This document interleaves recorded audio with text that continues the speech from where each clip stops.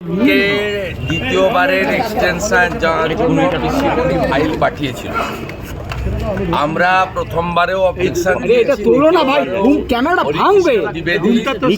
একটা বড় ডাকাত বিরুদ্ধে আমি তো অপোজিশন লিডার হিসেবে সেকেন্ড টাইম অবজেকশন দিয়েছি। আমি অত্যন্ত খুশি ভারত সরকার দ্বিতীয়বারের এক্সটেনশন রিজেক্ট করেছে। একইভাবে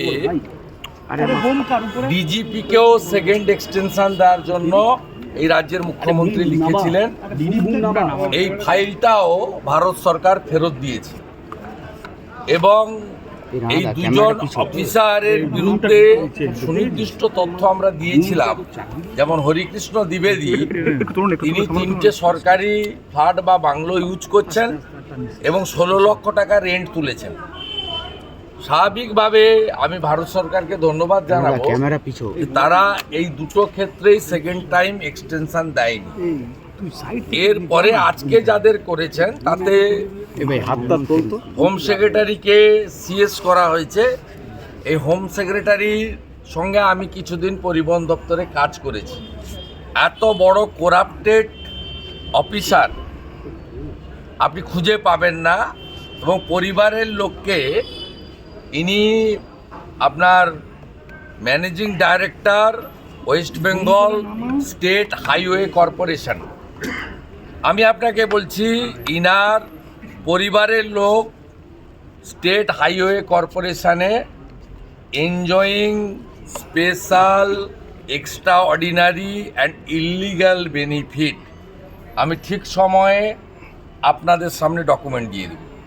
হি is completely a corrupted IAS officer. তাকে করেছেন কারণ তার চিফ মিনিস্টার যদি করাপ্টেড হয়, চোর মমতা, তাহলে তার তো করাপ্টেড সিএস লাগবে, তাই করেছেন। আর সেকেন্ড হচ্ছে রাজীব কুমার মমতা ব্যানার্জিকে বাইরে থাকতে দিয়েছেন।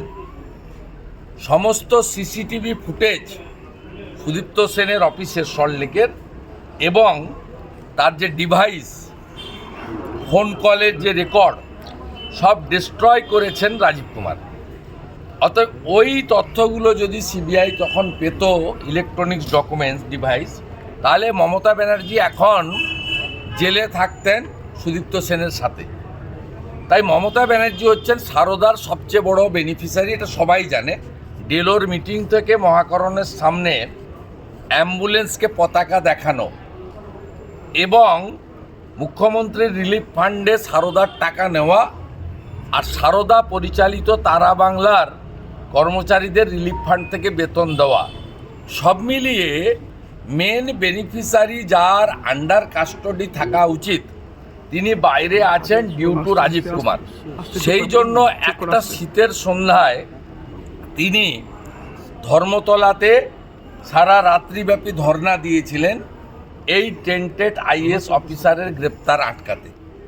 স্বাভাবিকভাবে এটা return gift on the eve of New Year's. Mamata ব্যানার্জিকে বাইরে থাকার জন্য তিনি রিটার্ন গিফট দিলেন রাজীব কুমারকে, যেহেতু তিনি তাকে সেভ করেছেন। সেকেন্ড থিং হচ্ছে মিস্টার রাজীব কুমার, তার বিরুদ্ধে যে গ্রেপ্তারি পরোয়ানা তিনি হাইকোর্ট থেকে একটা রক্ষা কবচ নিয়ে আছেন।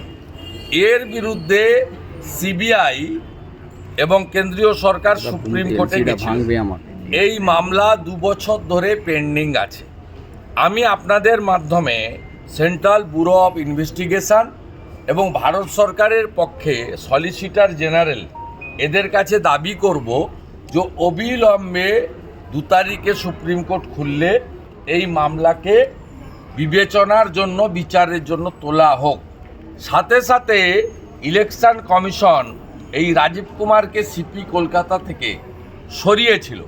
ইলেকশন কমিশনের যে রিসেন্ট গাইডলাইন, তাতে পরিষ্কার বলা আছে এর আগের কোনো নির্বাচনে যে আইএএস আইপিএস বা পুলিশ বা সিভিল অ্যাডমিনিস্ট্রেশনের অফিসারকে ইলেকশন কমিশন একবার সরিয়েছিল, দ্বিতীয়বার তাকে দায়িত্ব দিতে না।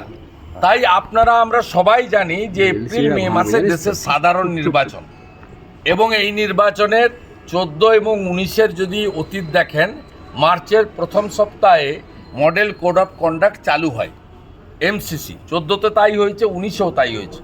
স্বাভাবিকভাবে এমসিসি চালু হলে এই ডিজি থাকতে পারবেন না। তাই ইলেকশন কমিশনের গাইডলাইনকেও এই সরকার বৃদ্ধাঙ্গুষ্ঠ দেখিয়ে মমতা ব্যানার্জির একটা পেড সার্ভেন্টকে তাকে আজকে ডিজি করা হয়েছে। এর মধ্য দিয়ে প্রমাণিত এই রাজ্যে চোর এবং চোরেদের বাঁচানো যারা ব্যক্তি তারা সুরক্ষিত, তাদের সুরক্ষা দানকারীর নাম হচ্ছে চোর মমতা। ভারত